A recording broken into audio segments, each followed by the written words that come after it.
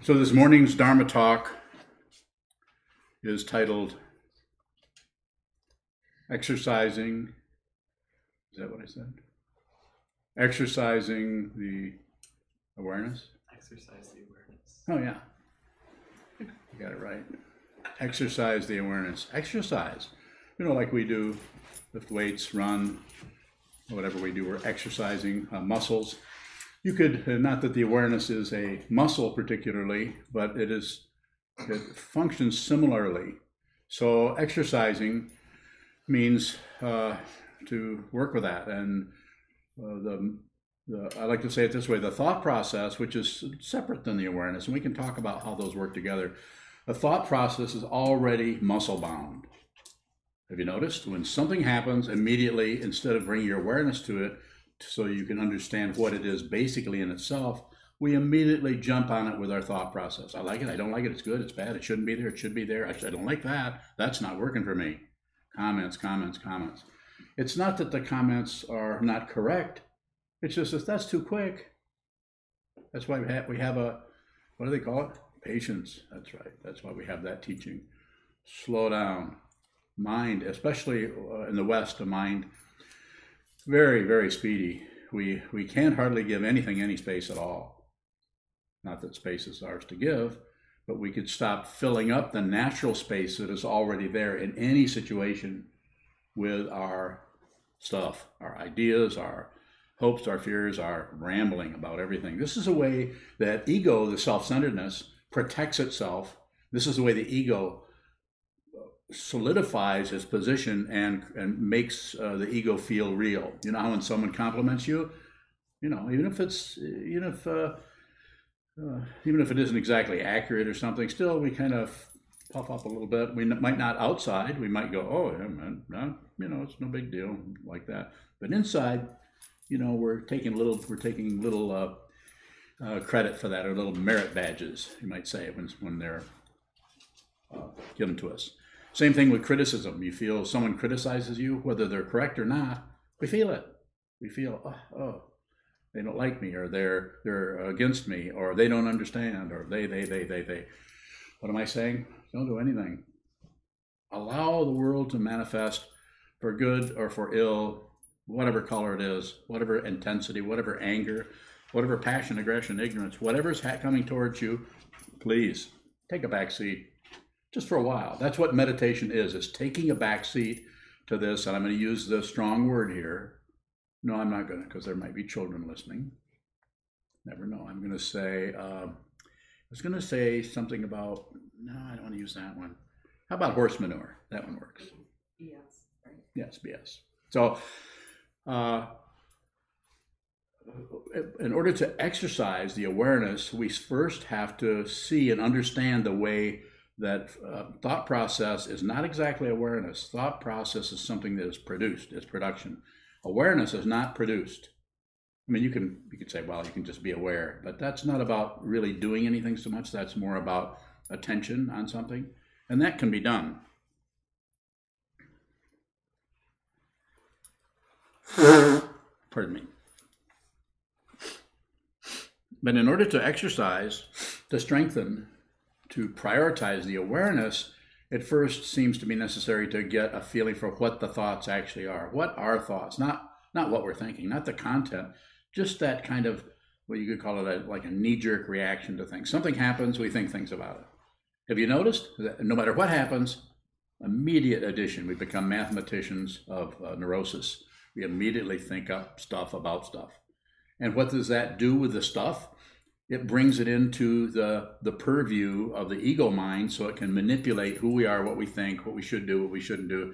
It's just the politics of experience. And it's endless, like any kind of politics. Endless chatter.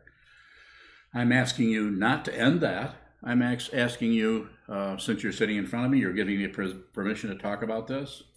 I intend to do it. At the same time, pardon me, if this is not your bailiwick, if this is not something that you resonate with, do something else. I'm not here to sell you, convince you. May seem like it.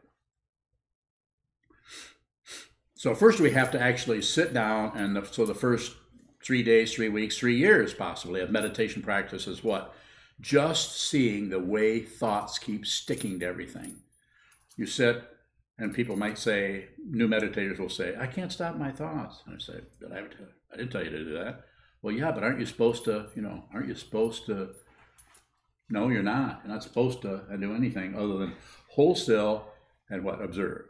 It's shikantaza, zazen. It's just, there's not much fancy things going on there. There's other traditions which I am quite knowledgeable about. This Tibetan tradition I practiced, still practice now, but I started practicing this, I don't know, a long time ago, decades. So I'm familiar with creation completion. I'm familiar with doing deity yoga or doing visualizations in order to enhance, strengthen, prioritize awareness. And I'm not saying we shouldn't do that, but what I'm teaching here right now is just very simple. Shikantaza is a Japanese word that means just precisely this. Well, what the ego mind does is just precisely this and that and this and this and that, and then there's this, and don't forget about this. Chatter, chatter, chatter, chatter, chatter. You can see it in your own mind. If you spend any time on the cushion, holding still, all the senses are on receive. You're just receiving sounds, smells, taste, touch, thoughts. Just receive. Just be a very simple situation where you're just being a good host. Just all the doors of your consciousness, or everything is open very gently. We're not slamming anything. And it might take you a while. You might have to sit down and continue to change your attitude into just receive. So when something with politics, when something really crappy comes up with all kinds of negative votes around it, don't do that, don't do this is bad. You can't be thinking that. What do I say about that? Just be aware of it. If you're really aware of any kind of negativity, the awareness itself, it's just like bright sun on moss. It doesn't work. The moss is going to die out if there's a lot of sunshine there. Awareness is like sunshine. Not exactly, but it's close. And with all the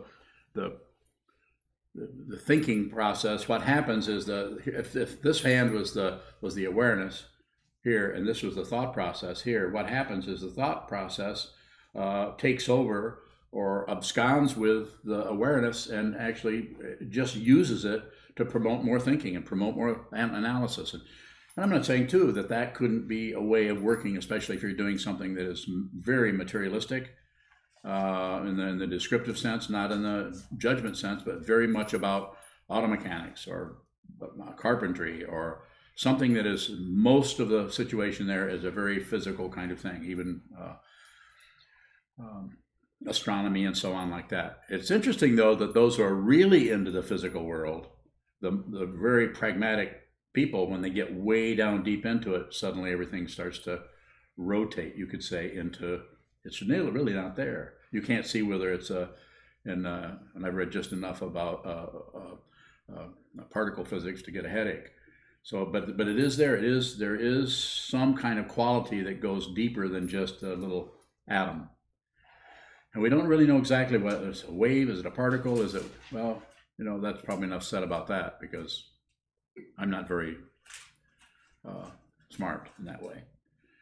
So, but what I'm saying is, look the way the thoughts come. Here's the awareness shining bright. You're walking out, it's great. That's why it feels so good to walk in the woods with the sun shining and look at the light rays come down through the trees and hear birds and so on. That's why just pure attention, it's beautiful. It's just that's more about entertainment. So if you think that walking in the woods is some kind of a palliative to your neurosis, a little bit, but the difficulty there is that it won't last, because the minute something rattles your cage, as they say, the saying goes, something affects you, you have a flat tire, and then you have and then your mate or somebody is upset with you about because you didn't make this time, you didn't take care of this thing that you said you would because you forgot, because you were tied up with a flat tire, on and on and on. Politics. You did, but you should have, well, you should have prioritized, I've said enough about that. But I haven't said enough about strengthen the awareness, strengthen exercise.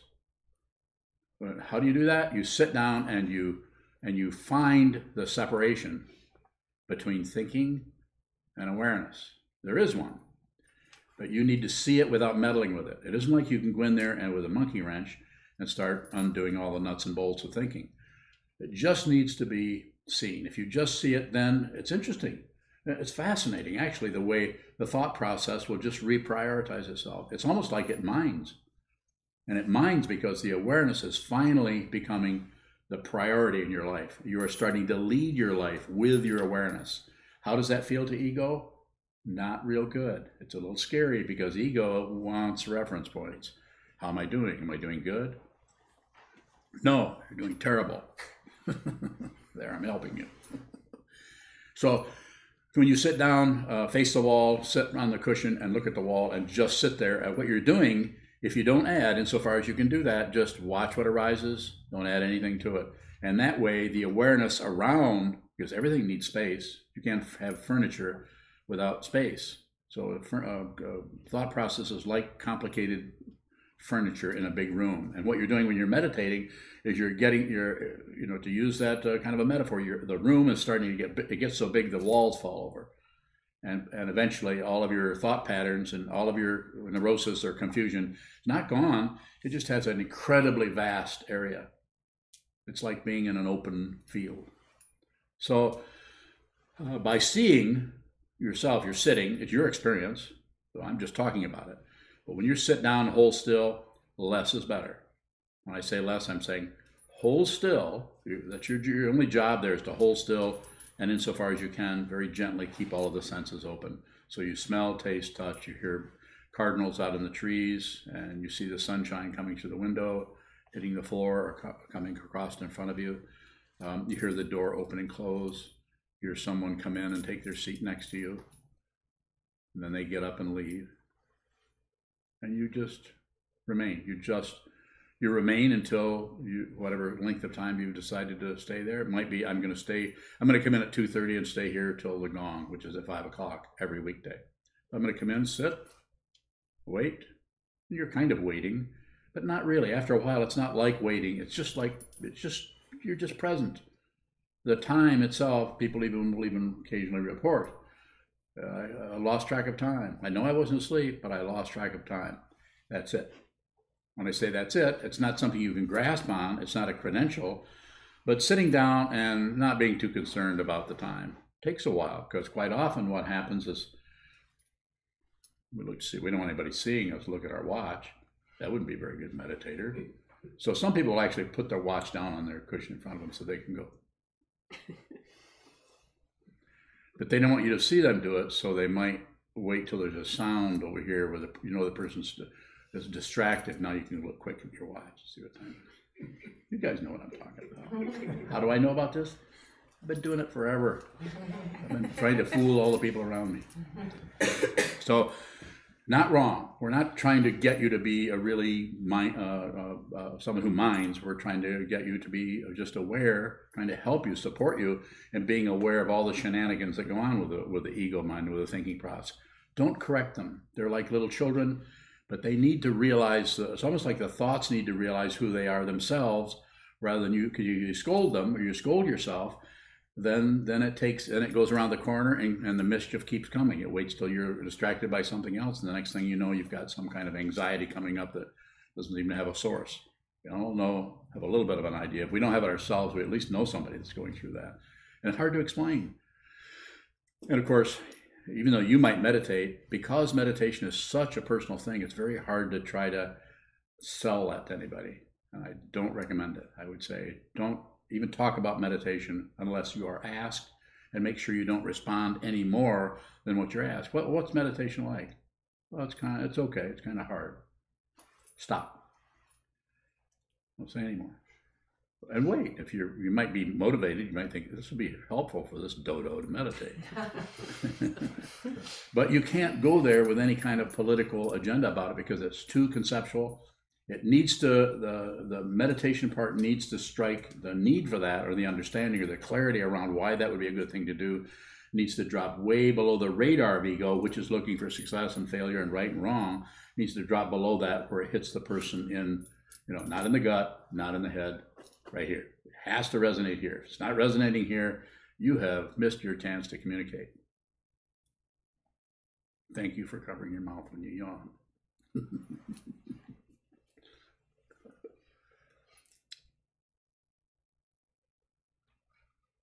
You think you can yawn without me seeing you? That's how I determine how long the talk should be. Uh-oh, 13 yawns. I gotta stop. I gotta get out of here. Too many. So anyway, strengthen exercise. Exercise. It's like instead of jogging or something like that. It's just another thing that you schedule and you do. You come in, you sit down, you hold still. I'm sitting here for an hour and 15 minutes, an hour and 20 minutes, 48 minutes. I'm sitting here and that's it. And anything else beyond that is extra. Nothing extra. Don't do any math. Don't add up anything. When you get up off the cushion, then let it rip. Think whatever you want. Think this, think that. Analyze, do whatever you want. But when you're on the cushion, it's just like the metaphor I use all the time, which I think is a pretty good one. Like any metaphor, it works a little bit. It's the knife. No, it's like a blade, the blade of awareness. So when awareness is all mixed up in thinking, you can't even find the awareness part. It's all covered up by thought patterns of good and bad. I like it, I don't like it. There's awareness there, there's space there, but it's kind of claustrophobic. There's not much space between things. We're immediately jumping from one thing to the other without any space. And all I'm saying, and all many teachers, I can't say what everybody's thinking, is just increase the space, strengthen that space so that the space between thoughts actually becomes wider. Eventually, you'll actually be able to enter any situation, no matter how challenging or weird or whatever or unusual, without thinking about it. You have not stopped your thoughts. Don't try to stop your thoughts. Be aware of your thoughts. It's awareness, awareness, awareness. It is not about stopping thinking. Some people might say it is. And I'm not going to disagree with them. I don't know how they're teaching. They should teach however they say it. That's what I'm doing. I'm not teaching out of something I read. I'm teaching out of how this looks. So this either kind of clicks with you or doesn't. So but by just watching what moves, eventually the space around there, because that's the very nature of awareness, starts to get more accommodating. By you giving this kind of generosity I've been talking about the last couple of months, the generosity that you should give your attention to everything. Everything deserves that. Everything needs your attention. To give your attention to your thought patterns. Judging, keep that to a minimum. It's not that there isn't areas that you might not be justified in judging yourself, but how well is that working for anyone? It just, we have people that are just completely having trouble with them. They're so tired of blaming themselves, they just start to blame everything they can. They're just tired of the self-recrimination. So, exercise the awareness. Sit down, hold still, watch what moves. It'll either be sounds, smells, tastes, feelings coming up and going, nothing lasts. Or it will be perhaps thoughts coming and going. Everything gets the same treatment, equal hand, equal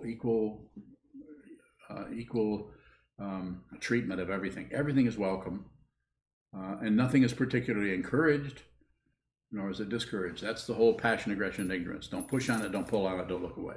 Don't push aggression, don't pull passion, and don't shut down, look away, distract yourself into something else. And do it without any particular desire for credentials. No accomplishment, because the accomplishment part turns us back into materialism, which my teacher, Chogyam Trungpa Rinpoche, has a book called Cutting Through Spiritual Materialism. In order to cut through that, you first have to see that you're actually using your spiritual practice to serve materialistic kind of accomplishment goals. I'm getting better, I'm getting smarter, I'm much more aware, I'm much more generous, much more. If you're really, really generous and kind, you won't even know it. If you think you're generous and other people aren't, this is a misunderstanding. It's actually quite funny. Because if you see that, you see it's a misunderstanding of what generosity is about. Yes, sir, Michael. How should we work with the feeling of guilt? Just observe that. a feeling of guilt, that could be, it could be from 20 years ago that got started. It could be from, again, politics. It could be from any kind of cause anywhere. The cause is not as important as being able to see it. If you want that guilt, which is dependently arisen, if you want that guilt to die down, you have to look at it. And so looking at the guilt without saying, I'm not really guilty, or I really shouldn't feel this way. Well, it wasn't that bad. Well, I've apologized 15 times, or whatever. Don't try to get off the hook. Use that as we said in our chant, a Dharma gate. That's a Dharma gate. Anything that arises for you negative, as Chazan's talk that he gave here yesterday, and you were here for that. Everything becomes an opening. It looks closed. It looks like a pile of junk. It looks difficult. It looks painful, and it's prickly, and it smells bad, and it's guilt. It puts us in a terrible fix. But the way to work with that as a meditator, whether you're a Buddhist or not, but if you're trying to exercise your mind, it's trying to stretch your mind so you can see clearly what is happening, just look at it. It's just like when someone walks in the room that you've never seen before, if you're working with your awareness all the time, you'll notice how quickly you judge that person based on what they're wearing, how big their nose is, how old they are, how they walk, whether they have a grouchy look on their face or a happy look. It's none of your business what they're doing. It is only the generosity that is a Dharma gate for you there. That person is a Dharma gate. He, she, they. You could relate to them directly as they are. How do you do that? Just receive. So you're not only receiving how they look, you're also receiving the thought patterns that are engendered or triggered by how they look. And if you can receive how they look, no judgment particularly, and then receive the hair-triggered judgment that comes up around how they look or how they appear, then the generosity is not only going this way, it's going that way. That's when we're starting to get to the teaching called Advaita, or non-duality. That takes a while.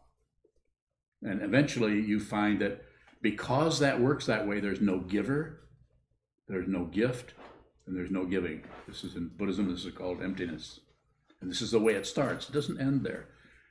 It doesn't actually end. So I let you know on that. Yeah. Does it work the same way with feeling, I'm succeeded? I'm what? I've succeeded. Yeah. I've done wonderful. Yeah, if you're making a credential out of anything, then you've misunderstood. It's not like that's wrong. Things might be piling up where, I'm probably feeling maybe I'm a little vain here, but it looks like I really succeeded here. And I'm saying, don't do anything with that. If that arises, that's also to be just observed. Don't do away with the feeling of wanting success or feeling like you succeeded. It's just another Dharma gate. Just look how there's not that much difference between success and failure. You can't have success without failure because you need the contrast. Otherwise, it would just be, what? What is that? I think that's success. No, I don't know what that is. I don't have any way of telling. We do it through comparison, and then instead of doing it with a contrast, we immediately jump into the politics of the contrast. Rather than just see the difference, see there's a contrast there. I was more open to someone coming this way, or I was more closed down to that, and now I seem to be more open to that. And if you just see the contrast, that's fine. But if you start to determine that you're getting better, then you're not getting better. There isn't anyone to get better. If there's someone to get better, this is spiritual materialism, and this is taking the spiritual path, which is profound and vast and transcendent, to use the fancy words, and bringing it down to some kind of earthy kind of thing that we're relative, where there's a winning and a losing, and trying to write a score of who's ahead and who's behind. There's nothing wrong with football, but this is not football. Football they should go out and play football or baseball, hit things and catch them, and then run. Isn't that what it is? Yeah. Hit things, catch them. I'm missing something, then run. And chase. Run and chase, yeah. Chase the ball, yeah. So you can tabulate that. I mean, you can, and people do that. This is a, we call it entertainment. We call it sports. We call it, I'm not making fun of sports. I'm just saying it's It's a great distraction for suffering. You know, if you're having a lot of difficulty, you know, we see really young people constantly playing games, playing with their computers, playing constantly. Again, don't misunderstand me. I'm not saying this is wrong. I'm just saying seems to be how it's happening. And it's not bad. It's not like someone playing all wrapped up in sports their whole life or distracting themselves. I'm not saying that's wrong. They're not ready to do what I'm talking about, what we're talking about here. They're not ready to do what you're doing when you come in here, sit down and face the wall and don't add. You're actually weaning yourself away from the need for entertainment. That's why this is a meditation practice, as it is taught here, is sometimes called voluntary suffering. You're volunteering to come in and put yourself in a difficult, kind of irritating situation of just sitting still with no idea why you're even doing it. That's sounding pretty good to me. Sit down, hold still, just observe. Yes, sir. Are you saying that suffering is not good or bad? Of course, it's just suffering. Good or bad it's extra. Life is suffering that causes desire. The goal is cessation. The path is train the mind. Those are the Four Noble Truths of the Buddha. You know that.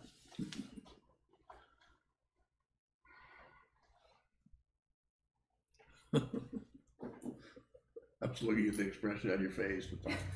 What is she thinking about? I wondered that. You wondered that sometime. Well, I can see why you would. And vice versa. Further questions from anyone about this? I can continue to talk. I love to chatter away. What is it that is being exercised? So that's a good question. So what we're saying is we're saying exercise what appears as the awareness, and we use that as an index to kind of refer to it. But it's, what's happening there is, rather than its actual strengthening, I'm using that as a metaphor because I think it's easy to relate to. What's actually happening there is what is already the case is the awareness, and what we're doing is we're prioritizing. We're actually allowing the awareness to flourish, and we're not necessarily fueling the thought patterns, which tend to get really fat and muscle bound and it's like having too much furniture in the room. It's like living in a storage building, you know, with all of your thoughts and everything stacked up. Like going to the Hojo, you say, I'm living in my thoughts, I get junk everywhere. Well, to me, it's beautiful junk. I like it. But I don't have anything in there that I don't particularly care for. And so I'm also, I'm not particularly attached to things, but if you came in and took some photos out, I may not even notice it. I don't know. I might not. What do you think, Kotets? About your office?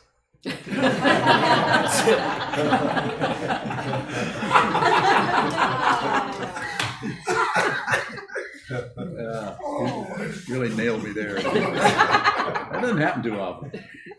Who invited you? So what do you think about the awareness thing? About actually, do you have an idea of what's being exercised? It seems that the exercising has already been done. Yeah. And letting it happen. Yeah, it's kind of like letting it happen or getting out of the way, but it's not really that, because then we're getting into some kind of I can kind of make it happen.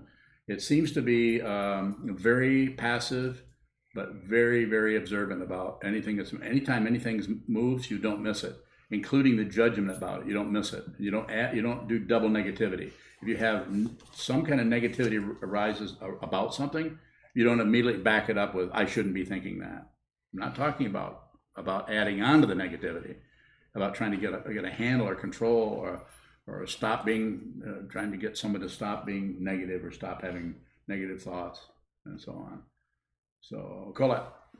So you're saying like awareness is kind of like being a great reporter, being totally objective and not being influenced by the ego, in essence. So a reporter, for instance, should be just observe with no... What's your question?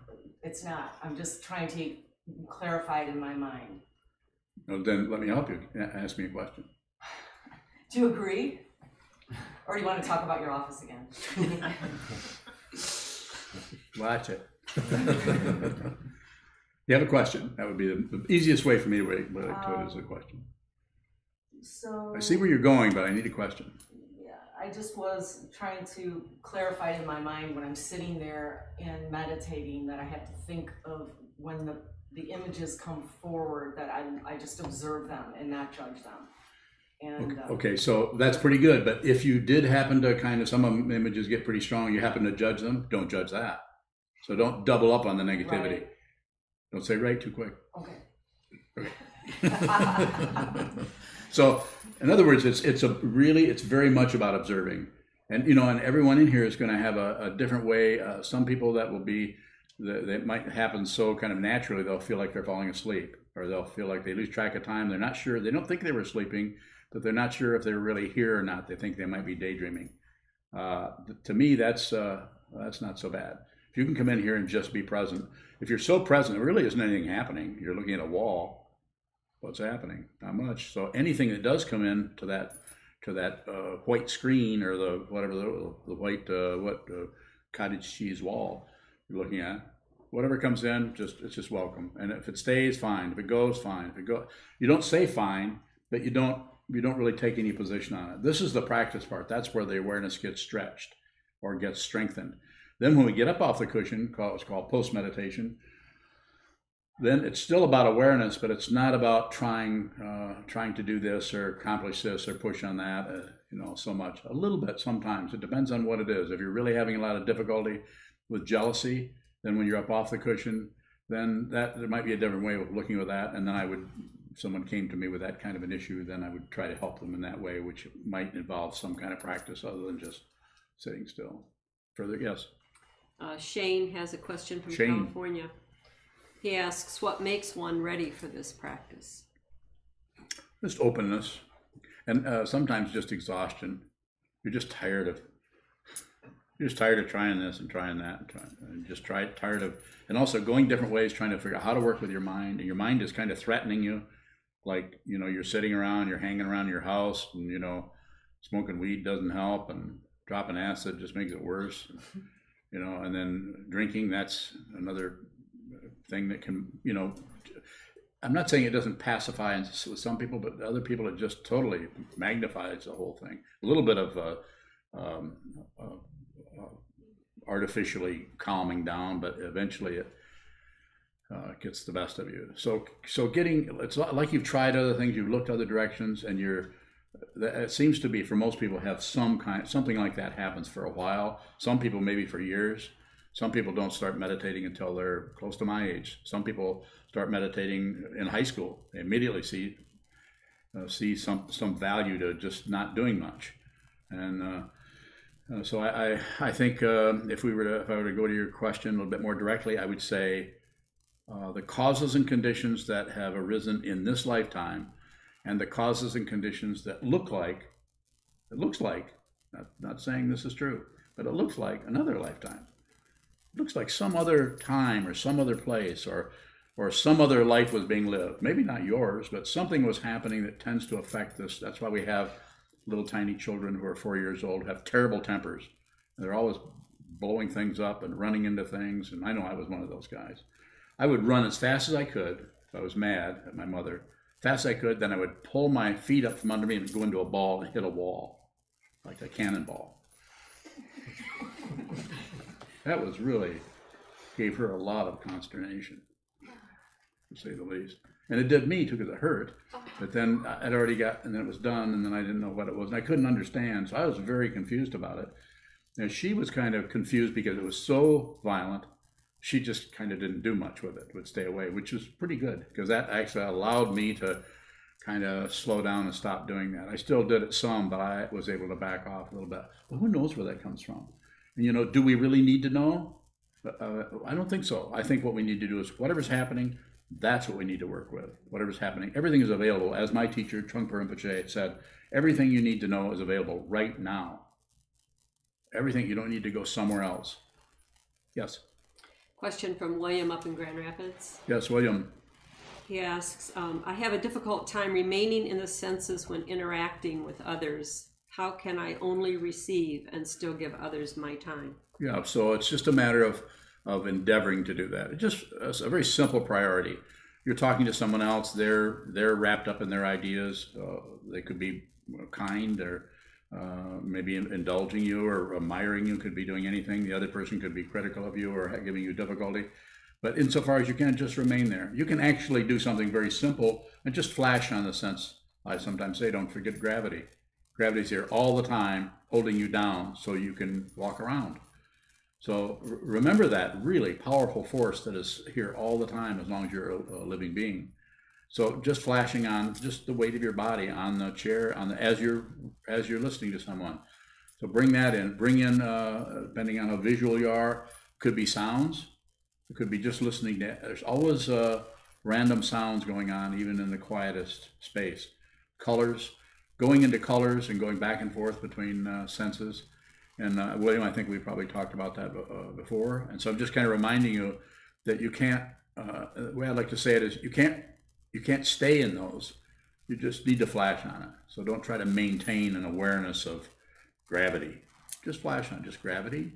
Go to the sense of how your clothes feel, how colors look, and then it's just flat, just touch and go, just that, and then you're gone, that, and you're gone. And then by doing that, you can't find the thought patterns. You can't actually stop the thinking. I'm sure you've noticed this, like telling you something new. But you can't really stop yourself from thinking.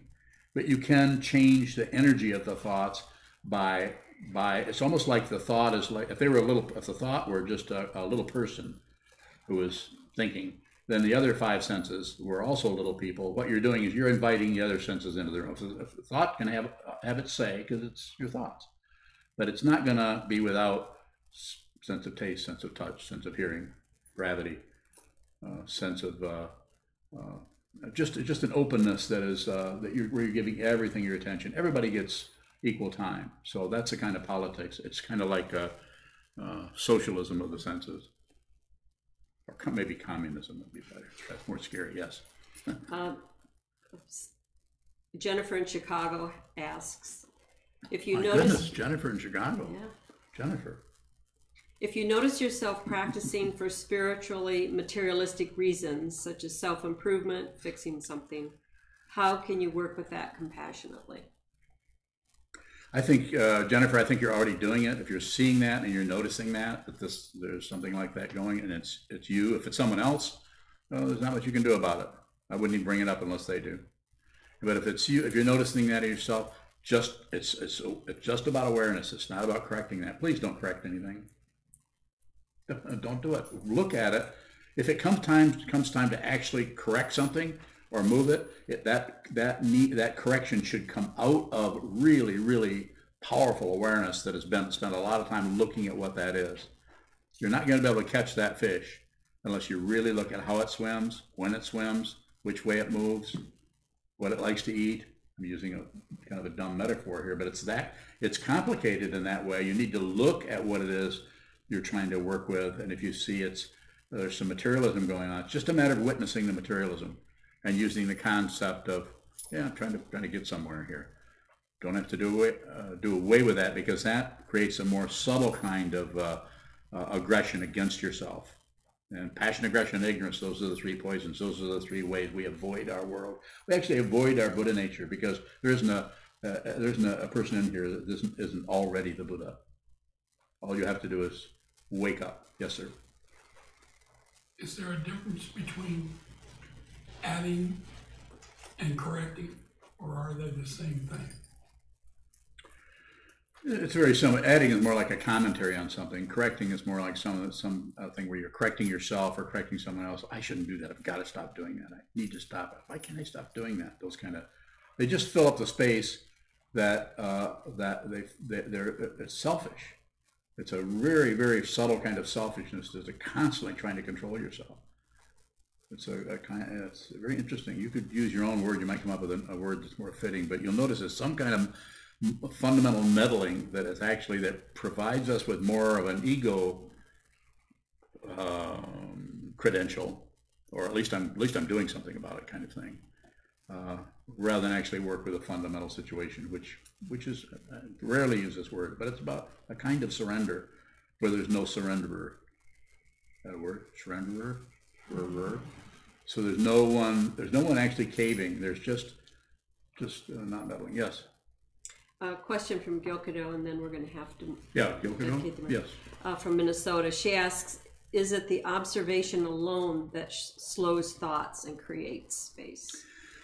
Good question, Gilkado. So it is the intention to observe.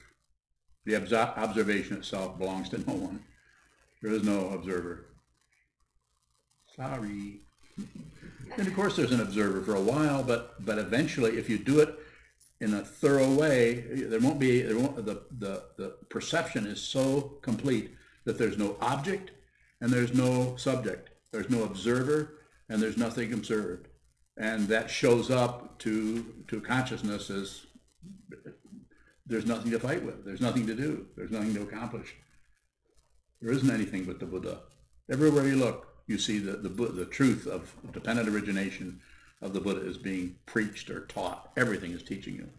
And it doesn't separate itself from anything. It's not separate from people who are agnostic or atheist or Christian or Muslim or Jew or what's that other one, shenanigan one? You know what I mean? Pastafarian. Huh? Pastafarian. House of Fire? Pastafarian. Scientology. Oh, Scientology. Well, they're having some difficulty, but we're not going to fight with them. If they fight with us, we'll ask them if they would like to learn Aikido, and then we'll try to get somebody to teach it. Yes.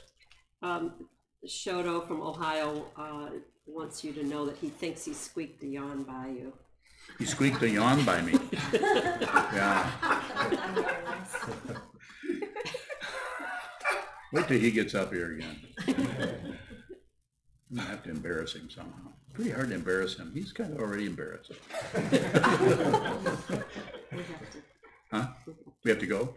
So we're gonna move to daily Dharma gathering. Those of you who can stay, of course, stay. I think you already announced that. So, okay. Thank you so much. When does that We will start? stand 6 and minutes? we'll stand and dedicate to merit in the back of your yellow chant books. And just wanted to bring your attention to the donation boxes we have in the hallway. We're always in need of your donations, and also remind you that this Saturday is the all day, so do please come and join us then if you can. May the merit of this penetrate into all places, so that we and every sentient being together can realize the Buddha's way. Jiho san shi chi fu, shi son mu san mo to san, mo ko ja the 10 directions, the 3 worlds, all Buddhas, all venerable ones, Bodhisattvas, Mahasattvas, the great Prajna, Pamita.